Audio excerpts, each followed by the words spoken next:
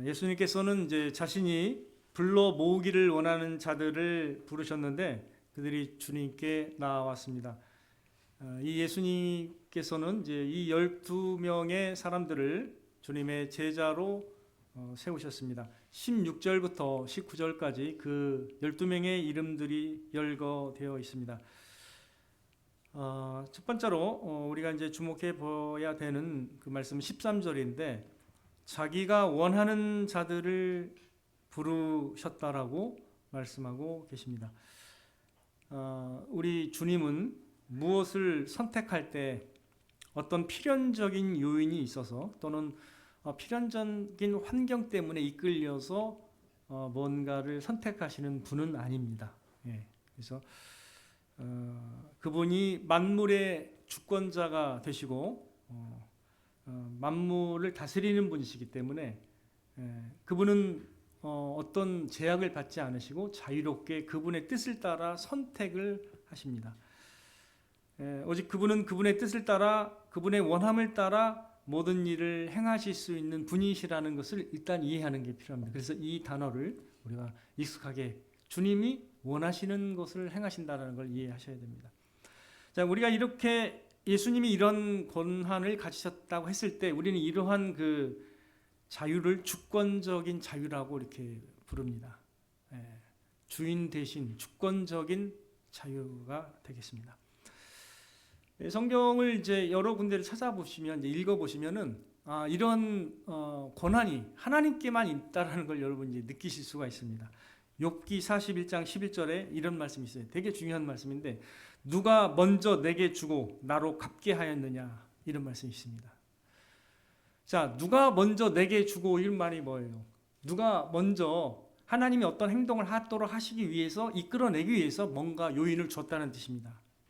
누가 먼저 내게 주고 나로 하여금 갚게 하였느냐 그런 일이 없습니다. 사람이 먼저 하나님께 뭔가를 할 수 있는 능력이 있어요? 없어요?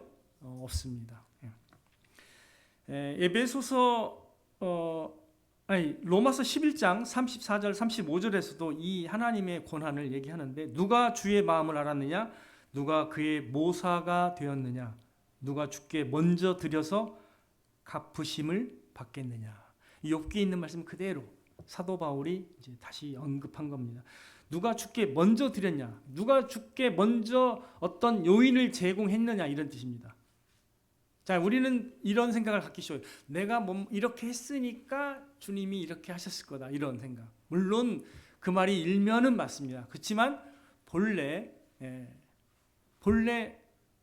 하나님은 그분의 뜻을 따라 하시는 분이십니다. 하지만 이렇게도 표현하실 수 있는 거예요.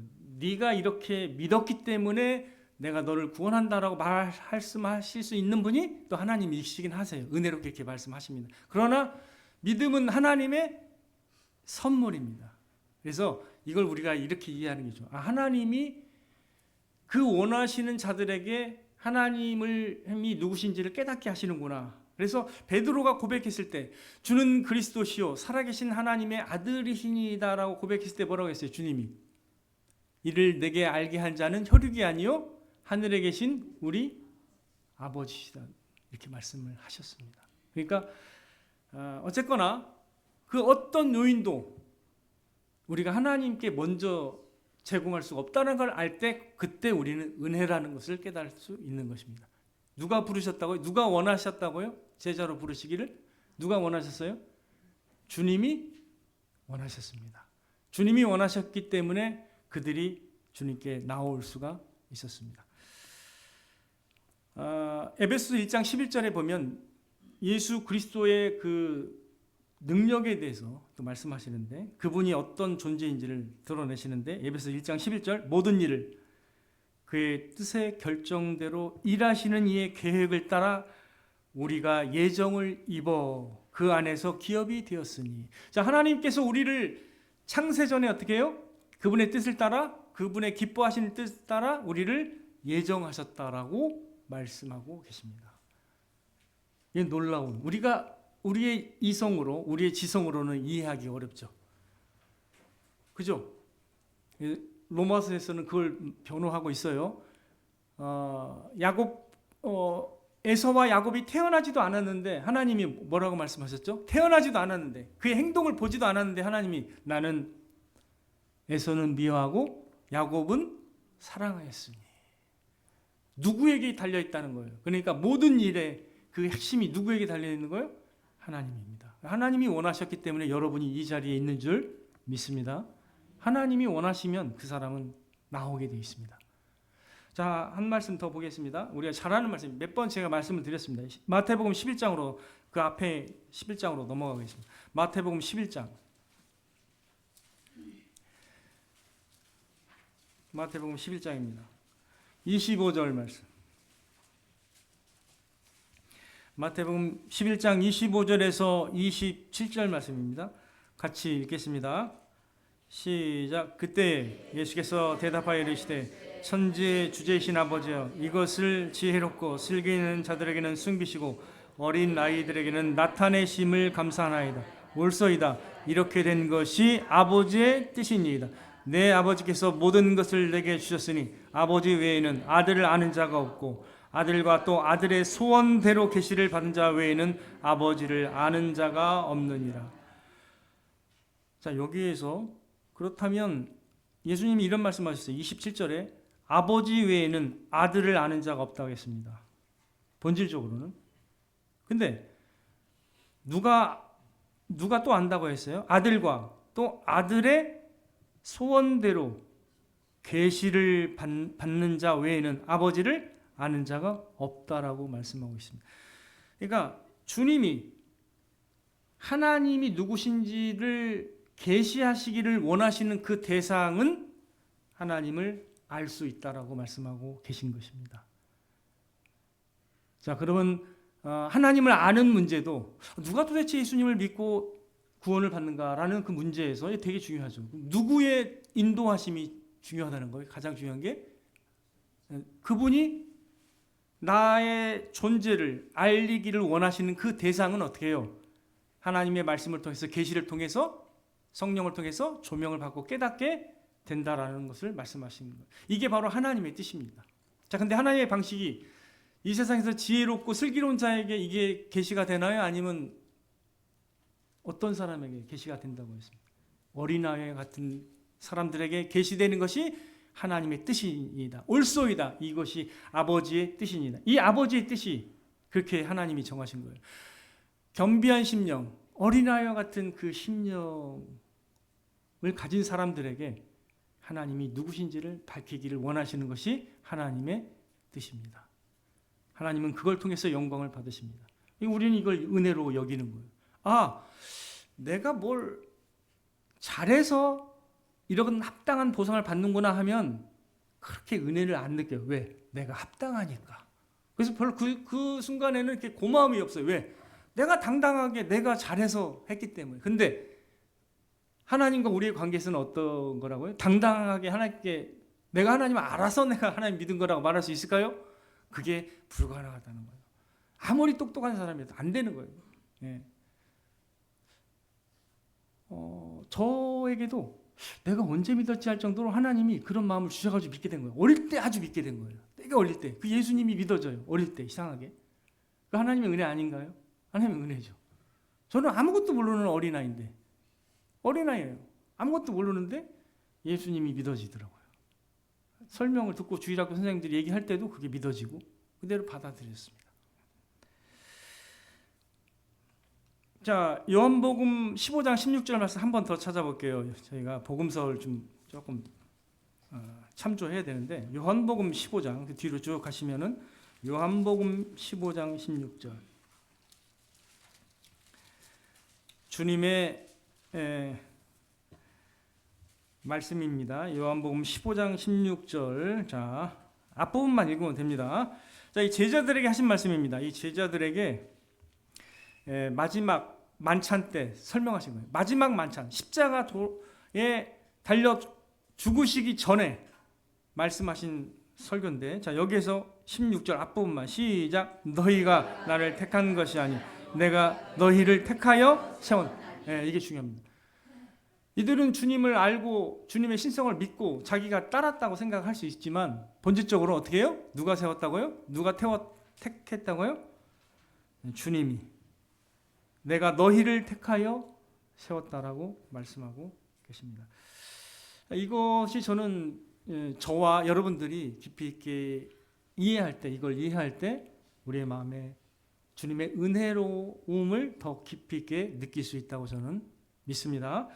주님의 주권적인 그 은혜로 말미암아서 저와 여러분을 불러주신 것을 여러분 꼭 기억하시기 바랍니다. 자, 이제 예수님께서 제자들을 세우신 목적이 14절과 15절에 나타나 있습니다. 오늘 제목에 나타난 것처럼 왜 우리를 부르시고 세우시는가 목적이 나타나 있습니다.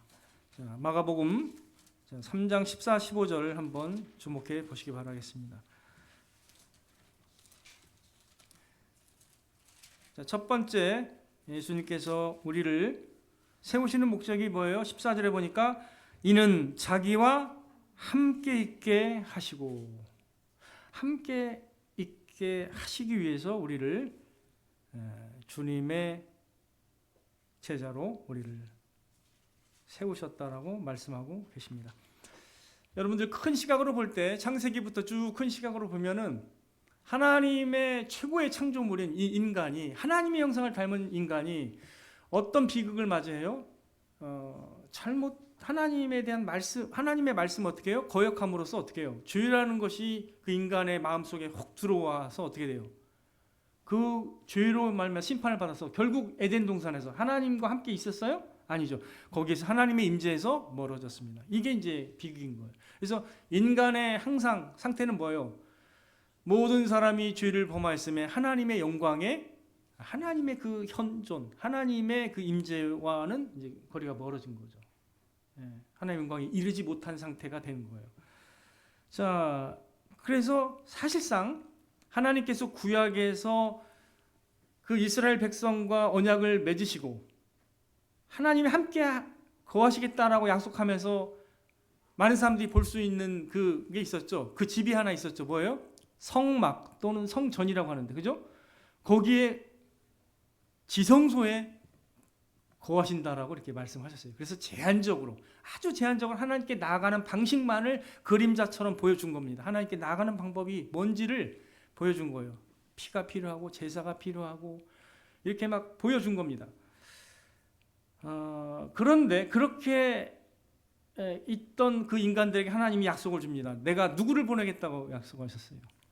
모세와 같은 선지자 보내겠다고 말씀하시고, 그 다음에 뭐예요?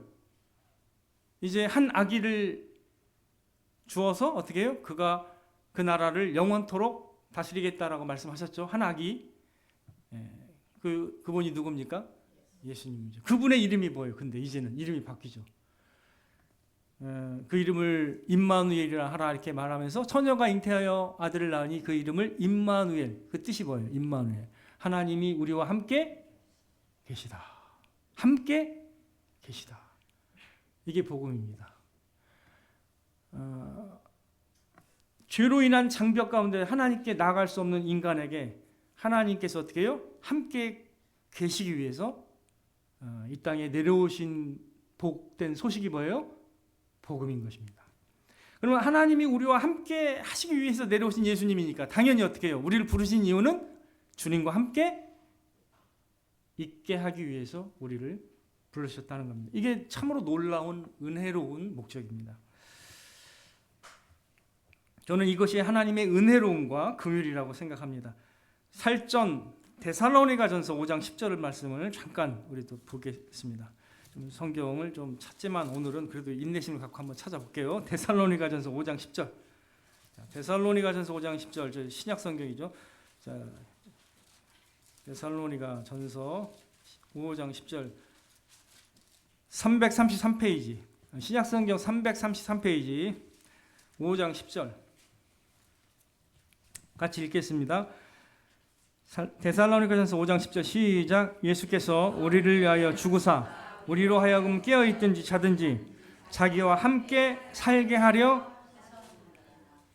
복음의 목적은 뭐라고요? 우리와 주님이 함께 있고 영원히 함께 살게 하시기 위해서 복음이라는 것이 있는 겁니다.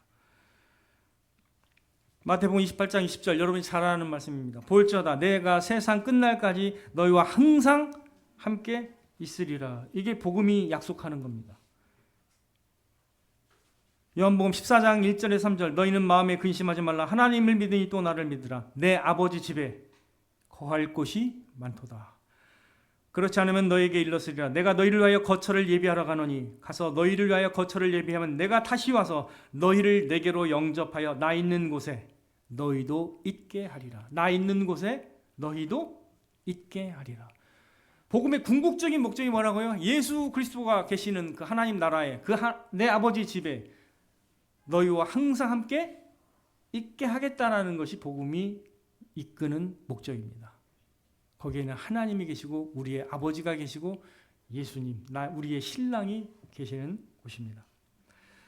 자, 여러분들 이것을 생각할 때 이게 얼마나 즐거운 상상이고 즐거운 소망인지를 여러분 생각을 하셔야 됩니다. 많이 묵상하셔야 됩니다. 온 우주에서 가장 행복하시고 기쁨이 충만하시며 모든 영광스러운 것으로 충만하신 분이 하나님이십니다.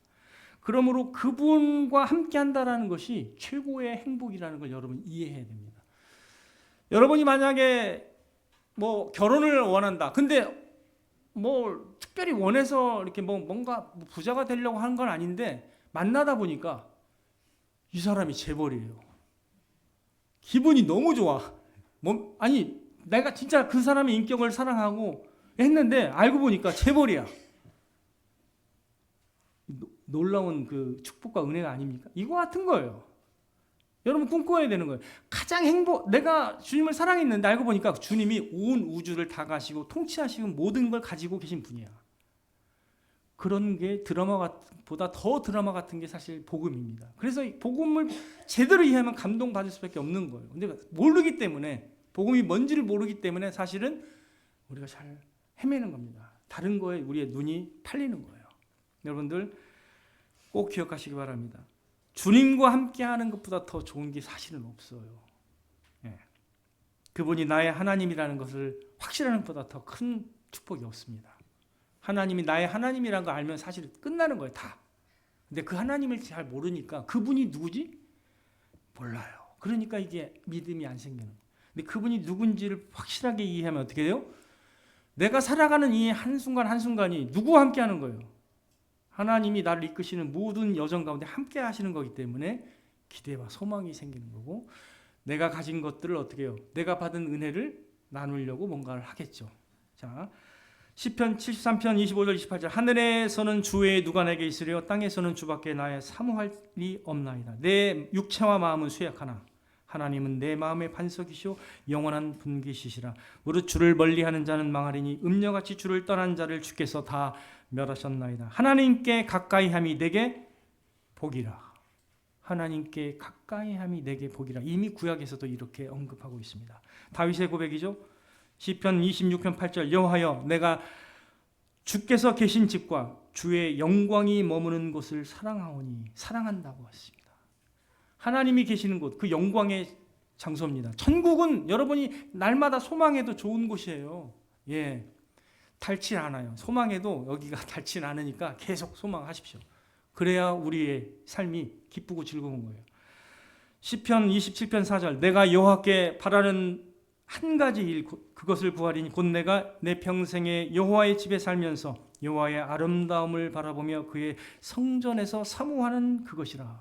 다윗이 바랬던 한 가지가 뭐라고요? 하나님의 아름다움을 바라보면서 그 하나님의 아름다움을 인해서 만족하고 그 만족이 되는 그 하나님의 영광을 생각하면서 하나님을 사모하는 거라고 얘기하고 있습니다. 사실 우리가 천국에 가면은 하나님의 놀라운 작품들과 놀라운 그 영광을 통해서 우리가 항상 찬미하는 삶을 살아갈 수밖에 없을 겁니다. 여러분이 상상하는 것 항상 그 이상입니다. 분명한 건 그렇게 말씀드릴 수가 있습니다. 거기보다 좋은 곳이 없습니다. 자, 이 두 번째 목표로 가겠습니다. 두 번째는 뭐예요? 우리를 어떻게 해요? 이제 자기와 함께 있게 하시고 또 보내사입니다. 보내사. 또 보내사 전도도 하며 귀신을 내쫓는 권능도 가지게 하려 하심이로라. 여러분 마가복음의 딱 1장 17절에 하나님이 예수님께서 이런 복음을 전하셨어요. 뭐라고 전하셨죠? 때가 찼고 15절이네요. 하나님의 나라가 가까이 왔으니 이렇게 말하고 있죠.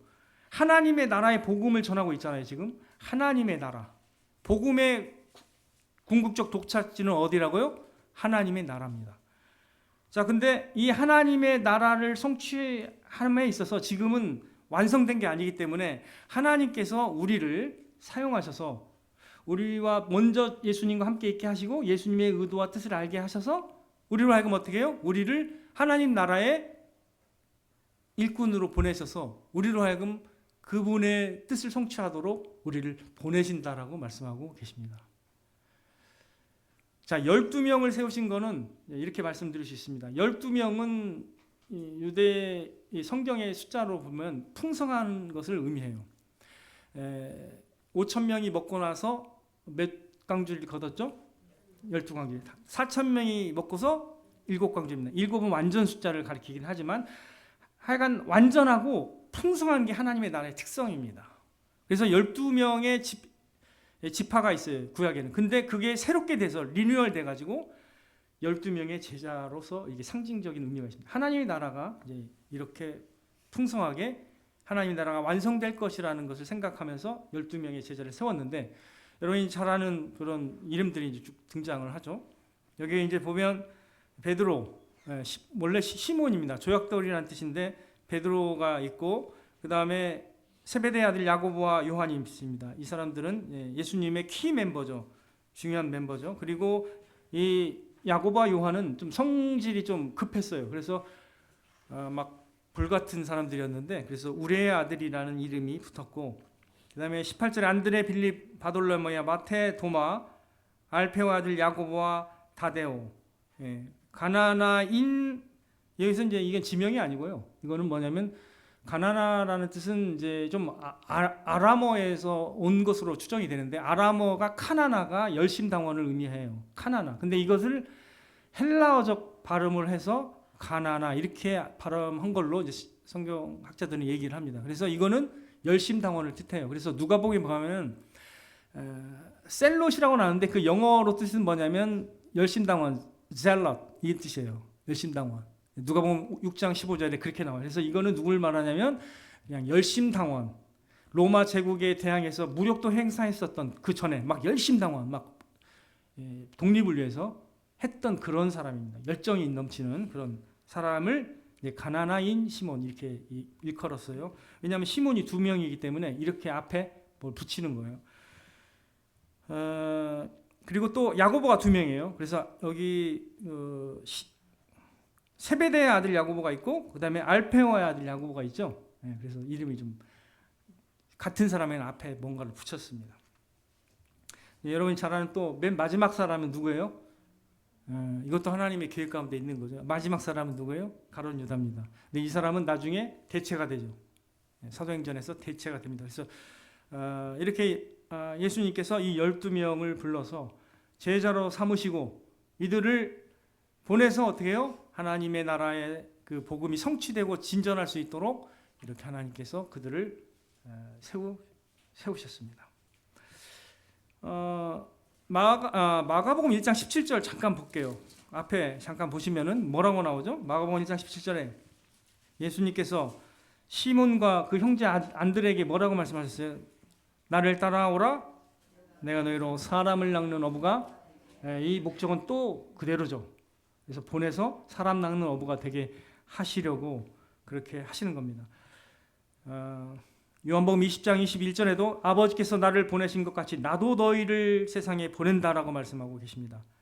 마태복음 28장에도 똑같죠? 가서 하늘과 땅의 모든 권세를 내게 주셨으니 그러므로 너희는 가서 모든 민족을 제자로 삼아 아버지와 아들과 성령의 이름으로 세례를 베풀고 내가 너희에게 분부한 모든 것을 가르쳐 지키게 하라라고 말씀하고 계십니다. 그래서 하나님께서 우리를 택하신 목적을 우리가 요약하면 함께 있고 예수님과 함께 있게 하시고 또 어떻게 해요? 예수 그리스도의 그 복음을 우리가 듣고 가르침 받고 그 생명을 우리가 받기 때문에 어떻게 해요? 이제는 가서 복음을 전하라고 하기 위해서 그들을 세우시고 부르시고 세우신 것입니다. 아까 우리가 요한복음 15장 16절을 봤잖아요. 너희가 나를 택한 것이 아니오 내가 너희를 택하여 세웠나니, 이 말씀을 봤잖아요. 그 뒤에 구절이 이렇습니다. 이는 너희로 가서 열매를 맺게 하고 또 너희 열매가 항상 있게 하여 내 이름으로 아버지께 무엇을 구하든지 다 받게 하려 함이라. 우리를 세워서 열매가 풍성하게 하기를 위해서 그렇게 하신다라고 말씀하시는데, 예수님의 오신 목적을 통해서도 우리가 알 수 있는데, 요한복음 10장 10절에 여러분 잘 아는 말씀, 내가 온 것은 양으로 생명을 얻게 하고 어떻게 해요? 더 풍성히 얻게 하려는 것이니라. 그래서 열매를 더 풍성히 맺게 하기를 원하시는 것이 하나님의 뜻입니다. 어릴 적 제가 강렬한 기억이 있어요. 제가 어릴 때 이제 집에 왔는데 엄마가 없잖아요. 엄청 허전해가지고 엄마를 막 소리 질러 부른 적이 막 있었던 것 같아요. 그래서 막 그 기억이 있고, 어릴 때 할머니 집에 보내진 적이 있는데 엄마 혼자 가더라고요. 그때 막 기억이 막 그냥 뭔가 세상을 잃은 듯한, 엄마가 가니까 그런 어떤 기억이 있는데, 제가 이제 아기를 낳고, 우리가 원복이를 낳고, 이제 원복이가 그때는 이제 반지하에 살던 때인데, 우리가 새벽에 큐티하러 간다고 잠시 원복이가 돌이 안 됐을 때 잠깐 도서관에 갔어요. 근데 와 보니까 옆집에서 난리가 나가지고 얘가 20분 동안 막 울고 울부짖었다고 그래가지고, 근데 그걸 듣고 가서 얘가 막 슬픔 가운데 앉아 있는 걸 막 안고 막 얘를 막 우리가 달래는데, 그때 진짜 눈물 납니다. 눈물 나. 자, 제가 어릴 때 그렇게 어린아이고 엄마를 찾던 사람이 어떻게 해요? 결국 어떻게 됐어요? 생명을 낳았잖아요. 이게 하나님께서 우리에게 경험하게 하시는 놀라운 일들입니다. 생명을 낳는 것은 이 땅의 모든 인간들이 굉장히 고귀한 걸로 다 알고 있습니다. 이거 무시하는 사람이 없습니다. 생명을 낳는 것보다 보람 있는 일이 있어요, 여러분들? 죽기 전에는 엄청 크게, 하나님께서 나를 이 몇 명의 자녀를 낳고 기르게 하셨구나. 이거와 똑같은 관점이 뭐예요? 영적으로 복음의 열매를 맺는 것이 그와 같은 거예요, 사실은. 여러분들 그래서 그걸 은혜롭게 여겨야 돼요. 진정한 은혜로운 부르심. 그게 바로 복음의 아름다운 열매를 우리가 평생 맺어가는 것입니다. 다만 1년에 한 명이라도 우리가 기도하면서 그 영혼을 위해서 기도해 준다면, 계속 1년만 한 명씩 기도하는 거예요. 붙들고 이 사람이 예수님 믿게 해달라고. 그렇다면 혹시나 압니까? 12명을, 내 인생에 12명을 주님께 데려왔다면 얼마나 큰 은혜가 되겠습니까? 천국에서. 하나님이 기대하시는 게 그겁니다. 이 보잘것없는 12명을 하나님 세우셨지만, 이 12명으로 인해서 지금 어떻게 됐어요? 전 세계에서 수십, 모르겠어요. 10억은 넘어요. 분명한 거는. 그 인원이 지금도 예수님 믿고 있는 거예요. 물론 이제 천주교까지 합하면 더 많겠지요. 정확히 개신교가 얼마인지는 모르겠는데, 그렇게 많이 지금까지 이 세상에서 하나님 나라가 성취되어 오고 있는 것입니다. 이 제자들 때문에. 그래서 하나님께서 저와 여러분을 이 땅에서 부르시고, 여러분이 어떻게 이 시대에 이 민족에 왜 여기 의식이 들어와 있어요? 누가 불러주셨기 때문일까요? 하나님이 여러분에게 영을 주셔가지고 지금 내 나라는 게 존재하고 있는 겁니다. 하나님께서 여러분을 예수님 믿게 하신 목적이 뭐예요? 예수님과 함께 하는 겁니다. 첫 번째는. 그리고 두 번째는 뭐예요? 함께 한 다음에 어떻게 해요? 그 받은 생명의 복음을 어떻게 해요? 흘러 내보내기 위해서 저와 여러분을 세우신 줄 믿습니다. 그래서 여러분이 지난주에 제가 제목이었지만, 여러분이 참으로 예수님을 만났다면 이제는 매일 주님과 함께 하시는 풍성한 복을 누려가시기를 주님의 이름으로 축원을 드립니다. 주님과 동행하심으로 매일 주님이 주시는 은혜와 평강과 그 풍성함을 우리가 누려야 합니다. 더 나아가서 어떻게 해요? 주님께서 우리에게 가르쳐 주시고 전해 주신 그 은혜의 복음, 생명의 복음, 은혜와 진리가 충만하신 예수 그리스도의 복음을 어떻게 해요? 우리가 흘려보내는 삶을 살도록 하기 위해서 우리를 부르신 줄을 기억하시고 이 두 가지 목적이 우리의 삶 가운데 이루어지는 놀라운 축복이 있기를 주님의 이름으로 축복을 드립니다.